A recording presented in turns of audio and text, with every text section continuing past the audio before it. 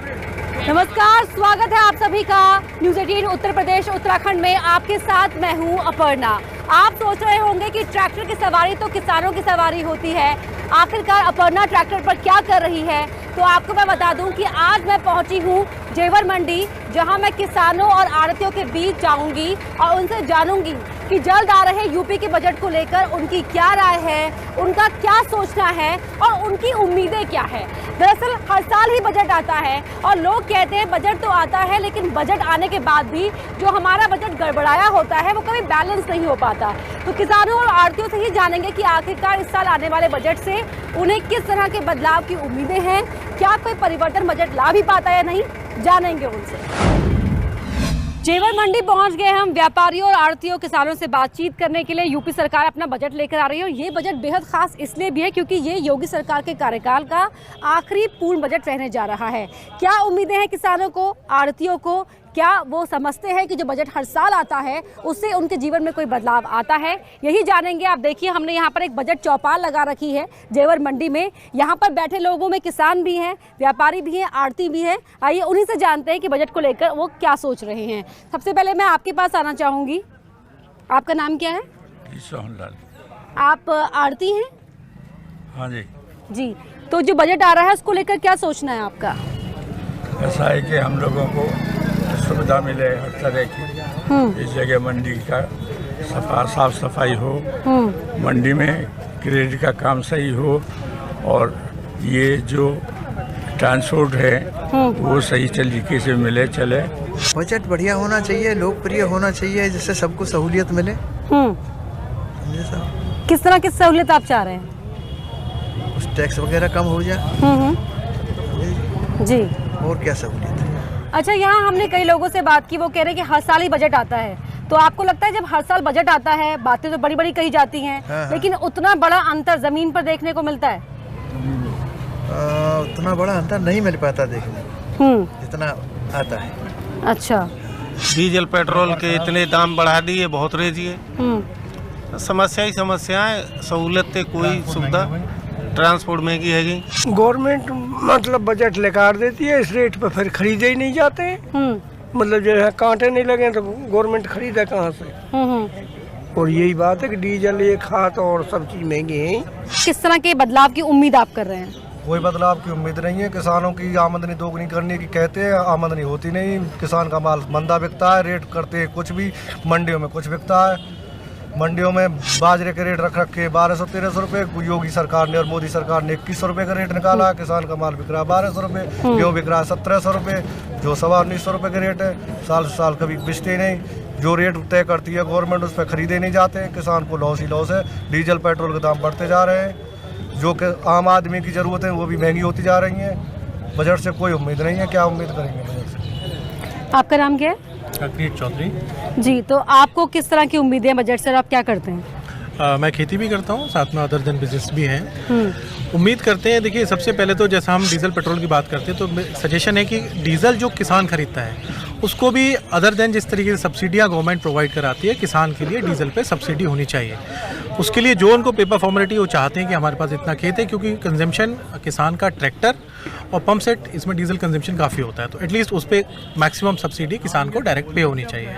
और जो MSP की हम बात करें, जो प्राइस जो गवर्नमेंट ने रखा हुआ है, हमेशा मंडी में उससे नीचे बिक रहा है अभी राइट नाउ। चाहे बाजरे की बात करें या जो भी फसल है, तो जो भी फसल हो एटलीस्ट जो एक फिक्स प्राइस हो मंडियों में उससे नीचे ना बिके।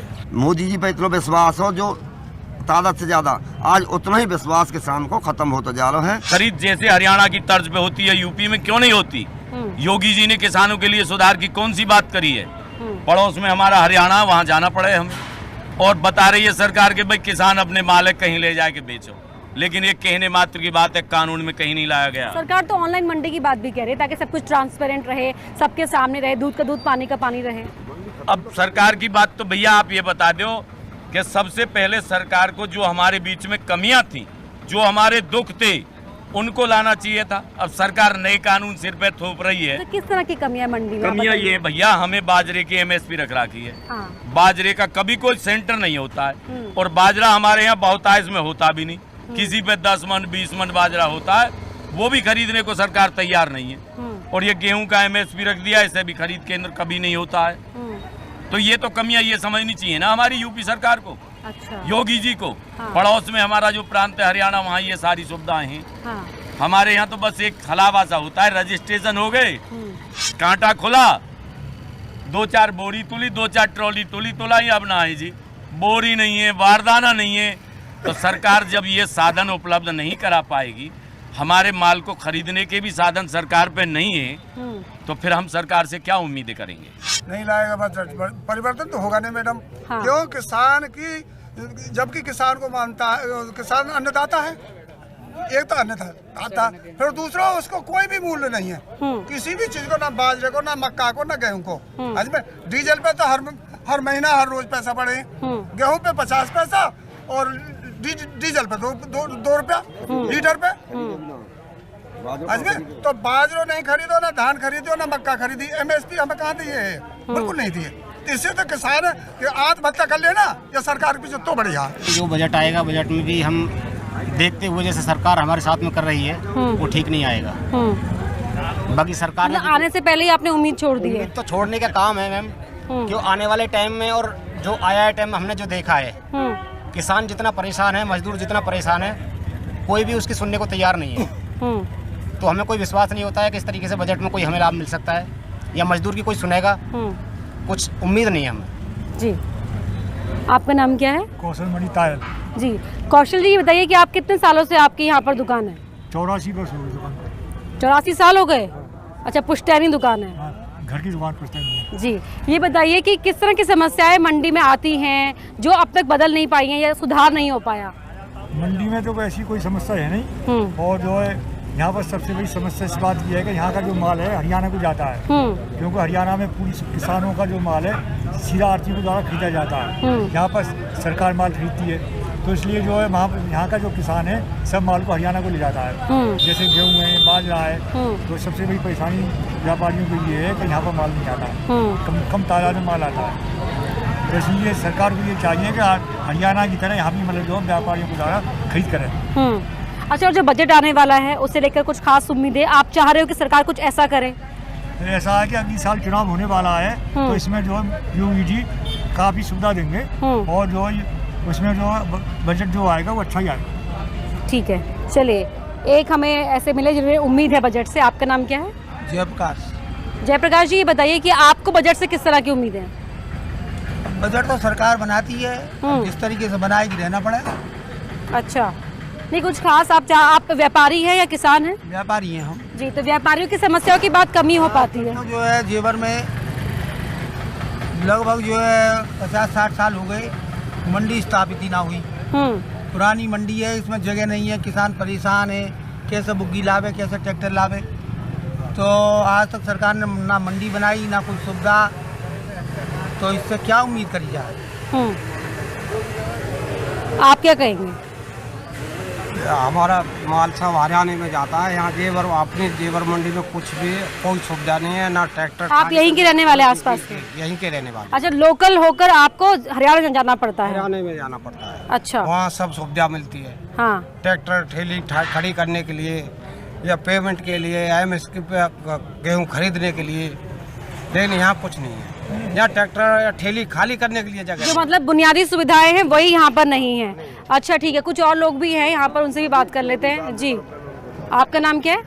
श्री चंद्र कानीगढ़ी। जी, देखो जी, हमारो इतना खराब राजा, हमने जो सोची बाबा जी और राजा बन को, हम पे बाजरो को बाज दियो और राजा ने, और हमारे घर पर जो बैंक वाले हमें क्रप लोन के टिकट ना दे रहे। अच्छा, कैसे पटा में बताओ? हमें महाराज जी से जो पूछे, सम्मानित पद पे हुए महाराज भी हैं और हमारे मुख्यमंत्री जी। अब कहाँ काम करे किसान, बताओ? मतलब जो लोन आता है उसके लिए बैंक वाले परेशान कर रहे हैं? परेशान जो कर रहे हैं, बस सही करे कर्ज लियो, हमने खेत ले अंदर रखे उन पे। अच्छा, तो सही परेशान करेंगे हमें। लेकिन आप चुका नहीं पा रहे हैं? से मांग रहे हैं, कैसे करें बताओ? अच्छा, मतलब पिछले साल के बजट के बारे में अगर बात करें तो पिछले साल खास प्रावधान किए गए थे गौवंश के लिए, आवारा मवेशियों के लिए।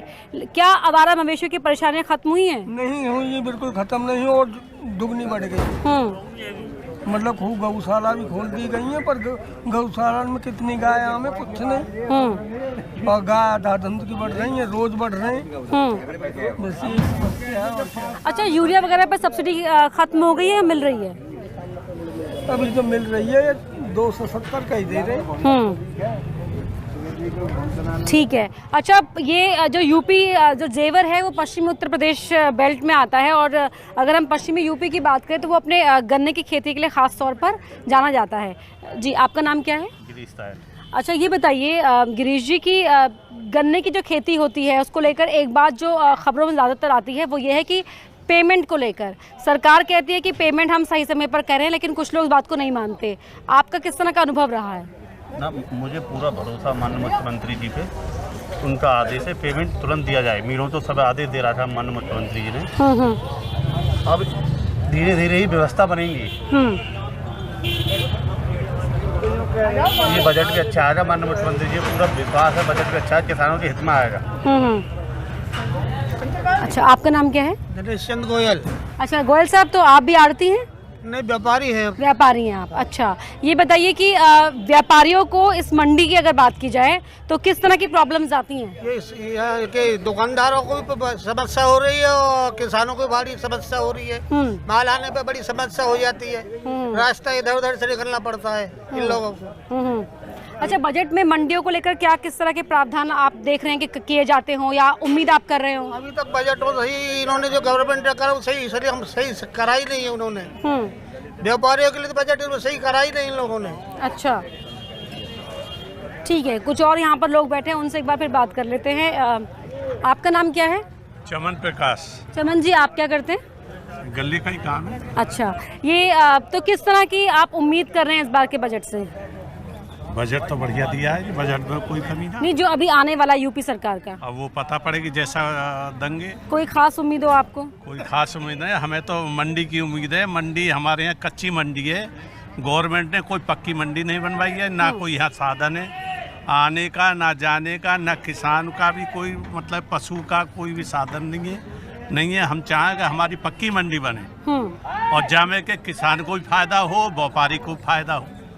ना तो यहाँ व्यापारी को फायदा है और ना किसान को फायदा। अच्छा, ये जब यहाँ पर देखा हमने भी कि जो मंडी का जी कच्ची मंडी का ये एरिया है, ऑनलाइन मंडी की बात कही जा रही है और सिस्टम को डेवलप करने की बात कही जा रही है, तो यहाँ पर जब अनाज आता है तो किस तरह से उसका रखरखाव हो पाता होगा?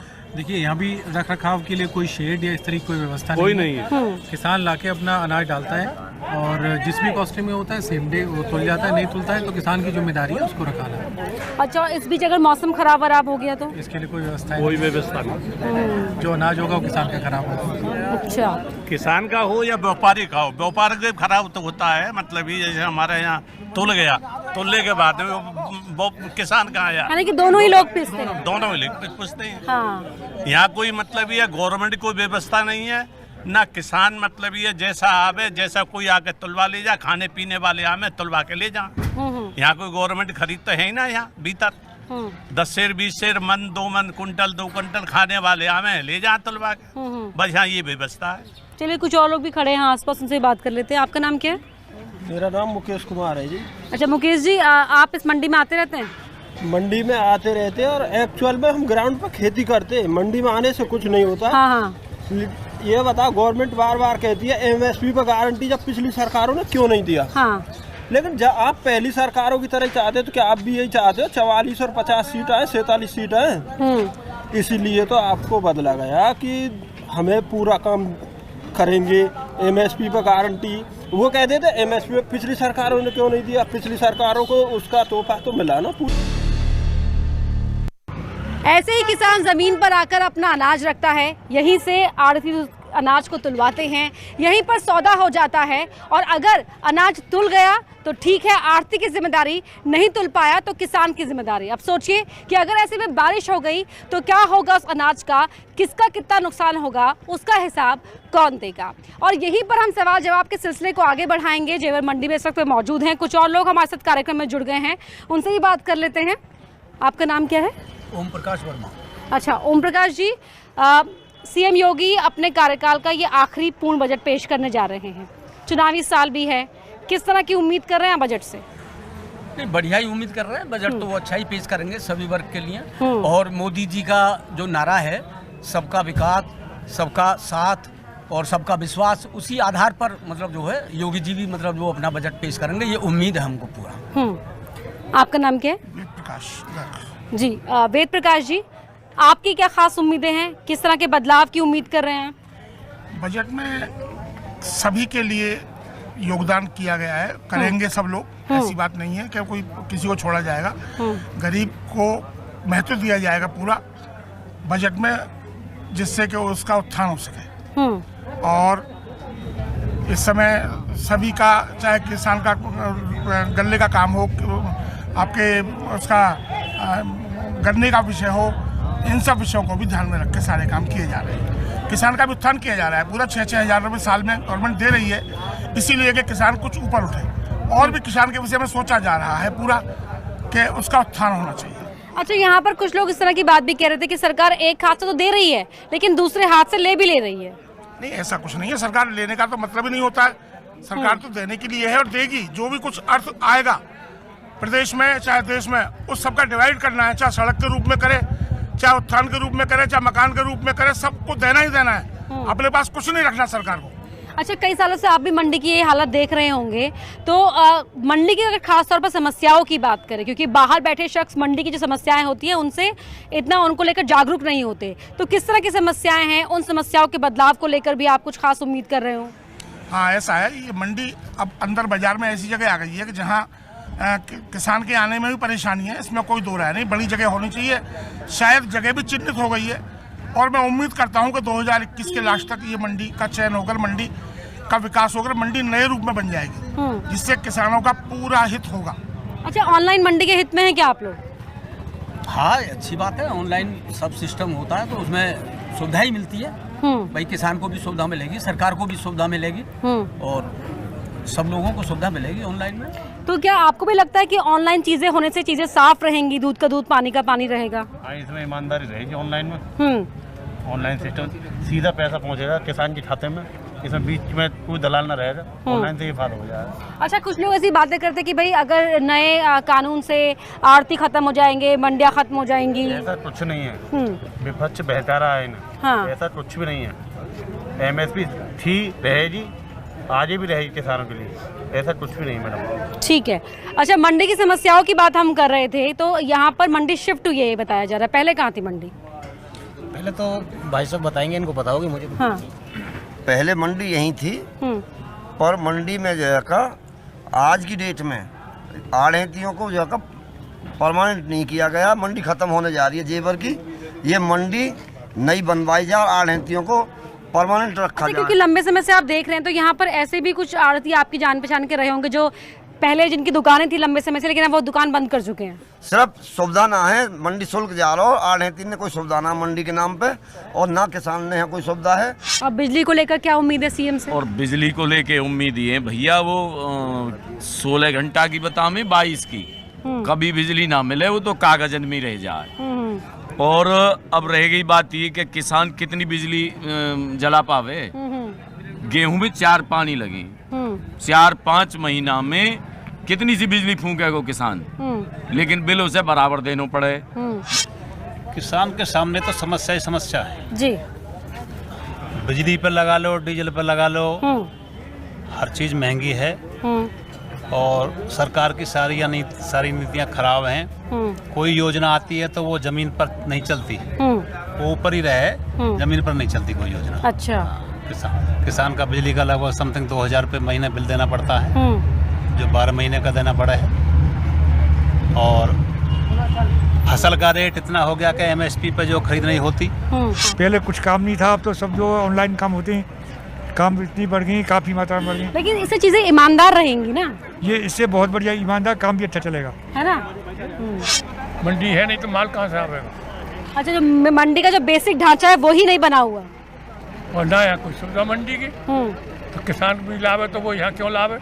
किसान जो है अपने पलवल ले जाए या खेत ले जाए या कहीं और जगह ले जाए, यहाँ तो ना के बराबर माल आता है। क्राइम मुक्त प्रदेश है, कोई भी क्राइम नहीं, बहुत अच्छा कार्य कर रहे हैं योगी जी, कोई कैसी भी दिक्कत नहीं है। ठीक है, शिकायतें सुन ली, समस्याएं सुन ली आपने, विचार भी सुन लिए और यहाँ पर इस बजट चौपाल में हमने सभी के विचार जाने कि जो यूपी सरकार बजट लेकर आने वाली है, यूपी सरकार जो बजट पेश करने वाली है उसको लेकर इनकी क्या उम्मीदें हैं, किस तरह के बदलाव की उम्मीदें सालों से कर रहे हैं। उन्हें लगता है कि चुनावी साल होने की वजह से शायद उन समस्याओं की तरफ ध्यान जाए और उन समस्याओं को दूर करने की दिशा में सरकार कोई कदम उठाते हुए बजट में कोई बड़ा ऐलान करे।